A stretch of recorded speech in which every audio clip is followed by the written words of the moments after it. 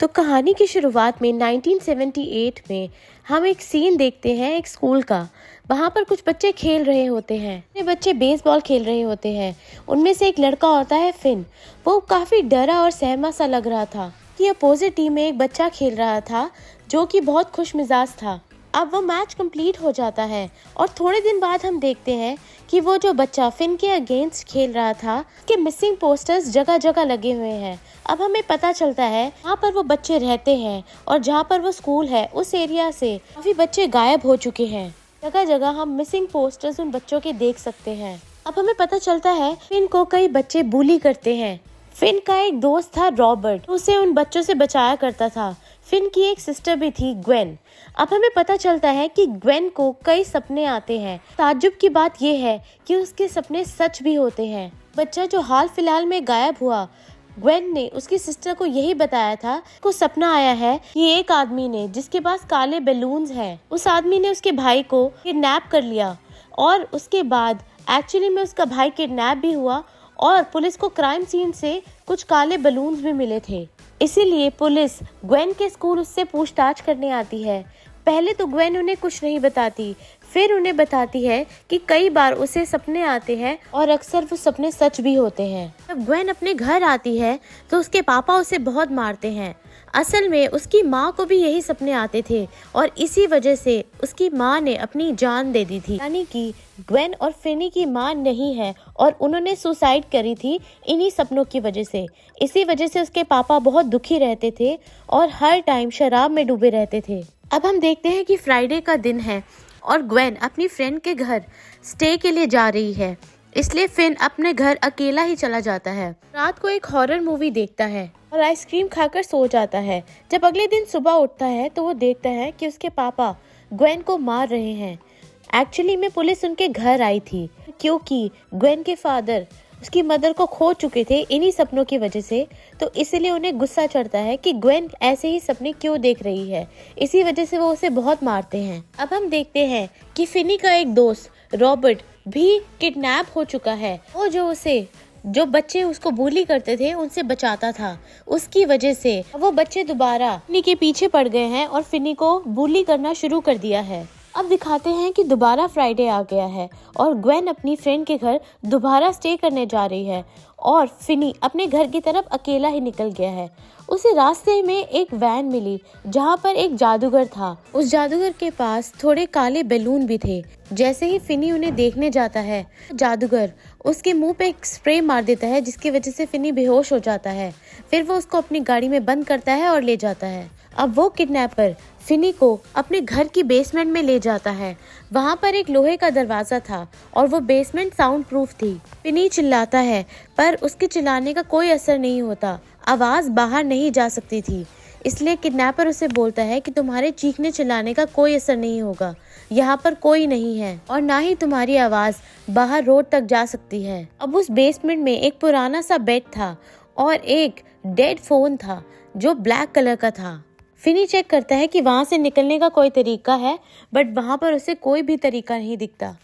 Finney उस phone को भी चेक करता है पर उस फोन में डायल टोन भी नहीं होती, उसकी तार भी कटी होती है। अब उसे पता चल जाता है कि उसके वहाँ से निकलने का कोई तरीका नहीं है। वो बेड पे लेटे लेटे सो जाता है। थोड़ी देर बाद उसे लगता है कि फोन बज रहा है। पहले तो उसे लगता है कि ये उसका वहम है, पर जब दूसरी बार वो फोन उठाता है तब उसे एक आवाज सुनाई देती है जो उसे पुकार रहा होता है, उसका नाम फिनी।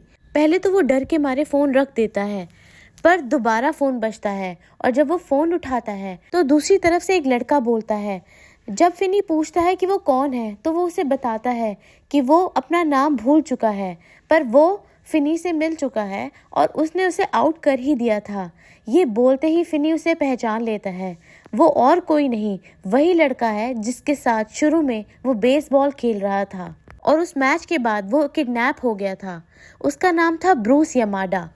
असल में ब्रूस मर चुका था और वो दूसरी दुनिया से उससे बात करने की कोशिश कर रहा था।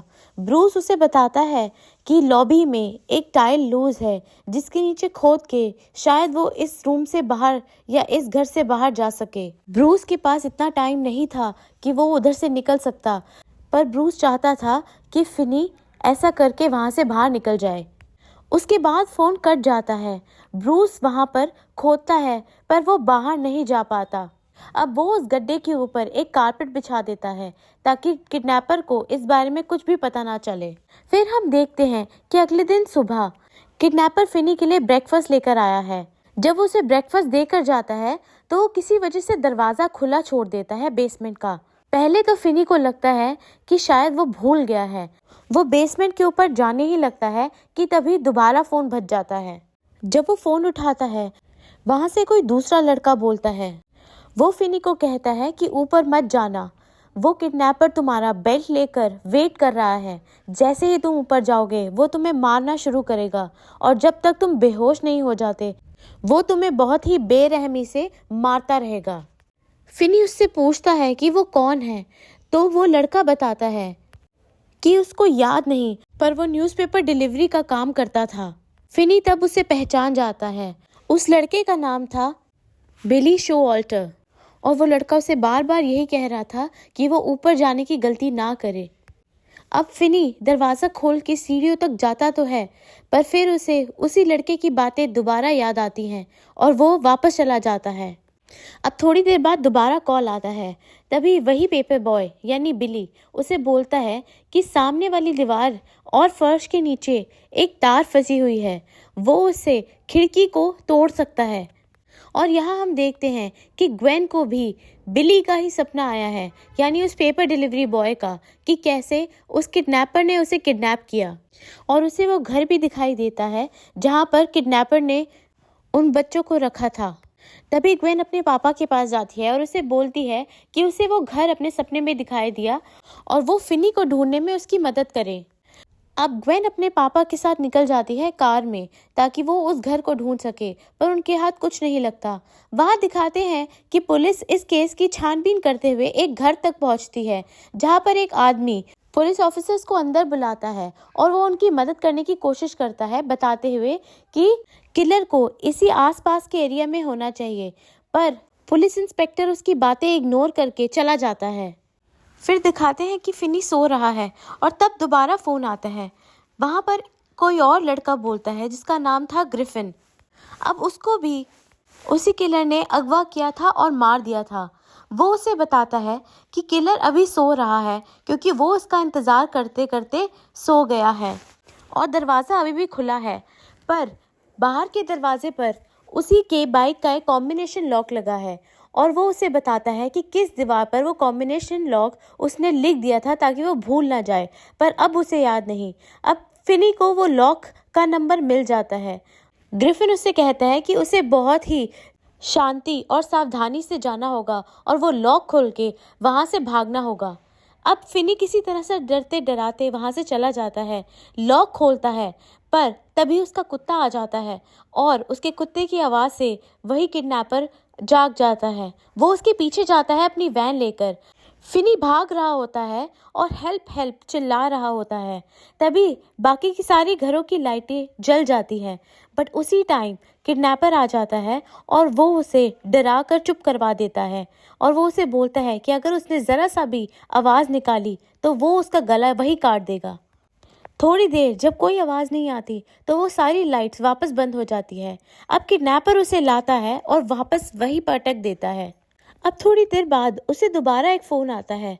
वहाँ पर एक बहुत ही बदतमीज़ लड़का बोल रहा था। फिन उसे पहचान लेता है। उसका नाम था वैंस हॉपर। वो बहुत सारे बच्चों को bully किया करता था और वो स्कूल का गुंडा था। वैंस हॉपर उसे बताता है कि टॉयलेट में एक खुफिया रास्ता है जो कि स्टोर रूम में जाके निकलता है, पर उन दोनों के बीच में एक फ्रीज़र है जो कि बंद है। और वहाँ पर हमें दिखाते हैं कि जो भी वैंस हॉपर फिनी ब्लेक से बोल रहा था वो सारा ग्वेन सुन सकती थी अपने सपने में।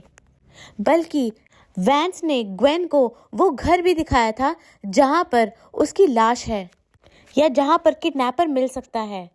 वो उस घर को अच्छे से देखती है और उस घर का पता भी देखती है और तभी उसकी नींद खुल जाती है। वहाँ दिखाते हैं कि फिनी उसी रास्ते को खोजने की कोशिश कर रहा है और वो दीवार को तोड़ता है, पर वो उस फ्रीज़र को नहीं हटा पाता और वो हार जाता है और हार मान के रोने लग जाता है। अब उसे दोबारा एक फ़ोन आता है। इस बार फिनी का फ्रेंड रॉबिन उसे कॉल कर रहा था और वो उसकी हिम्मत बढ़ाता है। वो उसे बोलता है कि उसे उस मर्डरर का मुकाबला करना ही होगा। रॉबिन उसे ये भी बताता है कि वो टेलीफोन के ज़रिए ही उस मर्डर से लड़ सकता है।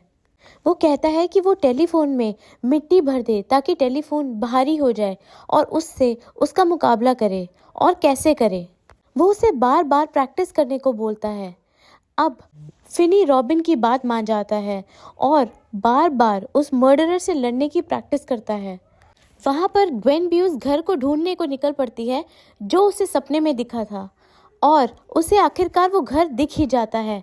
और तभी वो घर आकर उस पुलिस इंस्पेक्टर को कॉल करती है और सब कुछ बताती है और उसे उसी घर का एड्रेस देती है और वहाँ पर आने को बोलती है।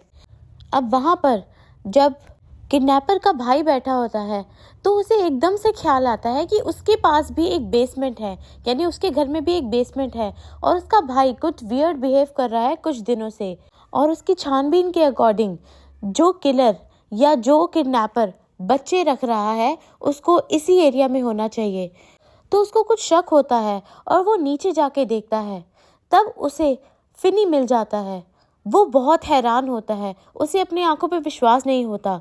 पर जब फिनी उससे एक मदद मांगता है उसी टाइम किडनैपर पीछे से आ जाता है और कुल्हाड़ी से अपने ही भाई को मार देता है। वो उसके सर पे कुल्हाड़ी से जोर से वार करता है जिसकी वजह से उसकी वही मौत हो जाती है। अब फिनी बहुत ज्यादा डर जाता है।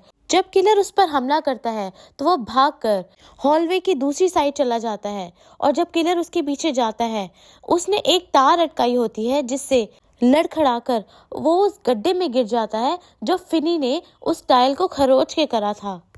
अब उस किलर की टांग टूट जाती है और वो वहीं फंस जाता है, पर फिर भी वो उस पे वार करने की कोशिश करता है। पर फिनी जिसने प्रैक्टिस करी थी वो उस पे काउंटर वार करता है और वो उसे बहुत मारता है।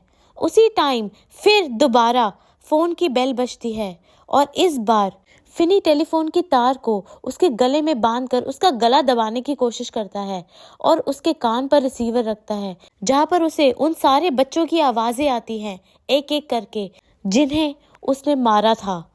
अब फिनी उसके गले को इतनी तेज दबाता है कि उस किडनैपर की वही मौत हो जाती है और अब डिटेक्टिव और ग्वेन भी वहां पर आ जाते हैं। पर वो उस घर में आने की बजाय उसके सामने वाले घर में चले जाते हैं जो वो भी उस किलर का ही था। पर वहां पर वो जाकर देखते हैं कि किलर ने उन बच्चों की बॉडीज को वहां दफना रखा है जो घर खाली पड़ा था। एक्चुअली में किलर के दो घर थे, एक जहाँ पर वो रहता था और जहाँ पर वो बच्चों को लाकर जब वो जिंदा थे कैद करके रखता था, और दूसरा घर जो खाली पड़ा था और बच्चों को मार कर वहां पर दफना देता था।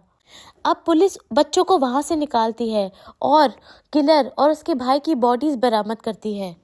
फिनी और ग्वेन के पापा आते हैं और उससे माफ़ी मांगते हैं और अब दिखाते हैं कि फिनी अपने स्कूल में जा रहा है और सारे बच्चे बस यही बात कर रहे हैं कि कैसे फिनी ने हिम्मत दिखाकर मर्डरर को मार दिया जबकि वो खुद इतना डरपोक था। और हम देख सकते हैं कि फिनी अब और भी ज़्यादा कॉन्फिडेंट है और अब किसी से नहीं डरता। इसी के साथ कहानी यही खत्म होती है। धन्यवाद।